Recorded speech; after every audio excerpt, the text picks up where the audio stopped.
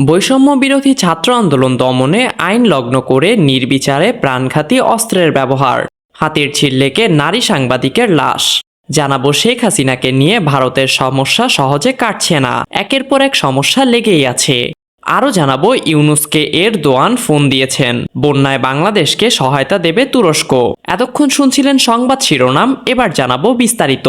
সরকারি চাকরিতে কোটা সংস্কার দাবিতে 16 জুলাই রংপুরে বেগম রোকেয়া বিশ্ববিদ্যালয়ে শিক্ষার্থীদের মিছিল যখন পার্কের মোড়ে যায়, তখন সবার সামনে ছিলেন আবু সাইদ। পুলিশের বাধার মুখে অন্যরা সরে গেলেও আবু সাইদ 2 হাত প্রসারিত করে দাঁড়িয়ে যান। একা নিরস্ত্র প্রতিবাদী এই তরুণ একের পর এক গুলি করে পুলিশ। হাসপাতালে নেওয়ার আগেই তার মৃত্যু হয়। শুধু রংপুর নয়, বৈষম্য বিরোধী ছাত্র আন্দোলন দমন করতে ঢাকা সহ দেশের বিভিন্ন স্থানে আইন শৃঙ্খলা রক্ষাকারী বাহিনী নির্বিচারে গুলি করেছে। এর মধ্যে অন্তত 3 শ্রেণীর প্রাণঘাতী অস্ত্র ব্যবহার করে মানুষ হত্যা করার তথ্য পাওয়া গেছে। 16 জুলাই থেকে শেখ হাসিনা সরকারের পতনের পরদিন পর্যন্ত যে বিপুল সংখ্যক মানুষ হত্যাহত হয়েছে, এখন পর্যন্ত 758 জন নিহত হওয়ার তথ্য পাওয়া গেছে। তাদের বেশিরভাগই নিহত হয়েছেন প্রাণঘাতী অস্ত্রের গুলিতে। বেসরকারি মানবাধিকার সংগঠন হিউম্যান রাইটস সাপোর্ট সোসাইটি হিসেবে 70% মৃত্যু হয়েছে গুলিতে। রংপুরে আবু সাইদকে গুলির এই ঘটনা 2টি ভিডিও যাচাই করেছে আন্তর্জাতিক মানবাধিকার সংস্থা amnesty international crisis evidence lab. সংস্থাটি জানিয়েছেন, স্যাটেলাইট ছবি ব্যবহার করে তারা দেখেছেন 15 মিটার দূর থেকে আবু সাইদকে গুলি করা হয়। সাইদ তখন পুলিশের জন্য কোনো হুমকির কারণ ছিলেন না। আপাতদৃষ্টিতে ওই গুলির ঘটনা ইচ্ছাকৃত ছিল।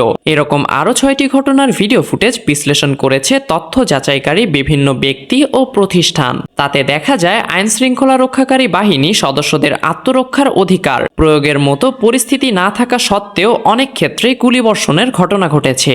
রাজধানীর হাতিঝিল লেক থেকে এক নারী সাংবাদিকের লাশ উদ্ধার হয়েছে।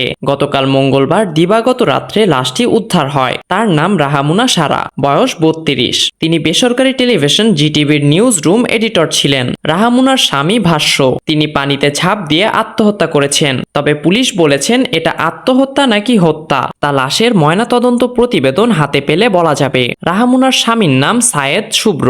তারা রাজধানীর কল্যাণপুরে ভাড়া বাসায় থাকতেন। রাহামুনার বাবার নাম বখতিয়ার শিকদার, বাড়ি নোয়াখালীর সোনাইমুড়ি উপজেলায়। 2 বোনের মধ্যে রাহামুনা ছোট ছিল। ঢাকা মেডিকেল কলেজ ধামেক হাসপাতাল পুলিশ ক্যাম্পের ইনচার্জ পরিদর্শক মোহাম্মদ বাচ্চু মিয়া বলেন, গতকাল দিবাগত রাত 1:45টার দিকে রাহামুনাকে নিথর অবস্থায় হাসপাতালে জরুরি বিভাগে নিয়ে আসেন পথচারীরা। পরীক্ষা নিরীক্ষা শেষে তাকে মৃত ঘোষণা করেন কর্তব্যরত চিকিৎসক। তার লাশ কলেজের মর্গে রাখা হয়েছে। বারবার অনুরোধ করা সত্ত্বেও বাংলাদেশকে নিয়ে নিজ অবস্থা বদলাতে অস্বীকৃতি জানাই এসেছে ভারত, বিশেষ করে গত কয়েক বছরে। শেখ হাসিনার দীর্ঘ শাসন আমলে নরেন্দ্র মোদী সরকার কখনোই বাংলাদেশ বা এর জনগণের বন্ধু বানানোর চেষ্টা করেনি। এর পরবর্তীতে হাসিনা ও আওয়ামী লীগের জন্য ভারত তার সুনাম ও উজ্জ্বল জাতীয় স্বার্থের বিষয়ে ঝুঁকি নিতে তৈরি থেকেছে। হাসিনা শাসন আমলে বাংলাদেশের মানবাধিকার লঙ্ঘনকারীর বিরুদ্ধে ব্যবস্থা নেওয়ার চেষ্টা করেছিল যুক্তরাষ্ট্র, কিন্তু যুক্তরাষ্ট্র যাতে হাসিনাকে স্বস্তি পাওয়ার কিছুটা জায়গা করে দেয়, সেজন্য ভারতের লবি ওয়াশিংটনের কাছে তদবির করে।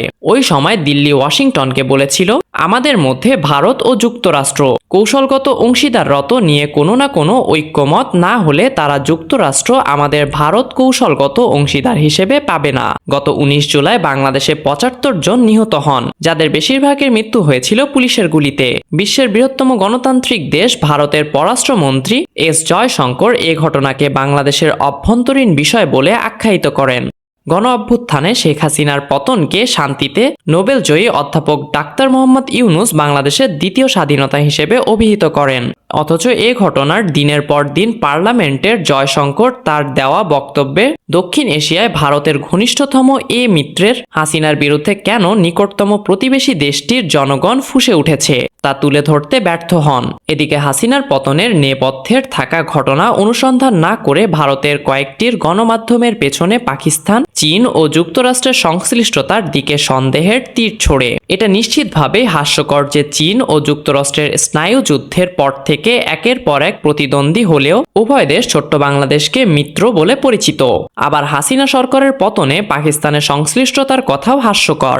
গত ডিসেম্বরে বাংলাদেশ মাথাপিছু জিডিপিতে পাকিস্তান ও ভারত 2 দেশকে ছাড়িয়ে যায়। অন্তর্বর্তী সরকারের প্রধান হিসেবে দায়িত্ব নেওয়ায় অধ্যাপক মোহাম্মদ ইউনূসকে অভিনন্দন জানিয়েছেন তুরস্কের প্রেসিডেন্ট রিসেপ তাইপ এরদোয়ান। সেই সঙ্গে বন্যা দুর্গতদের জন্য মানবিক সহায়তা দেওয়ার কথাও বলেছেন তিনি।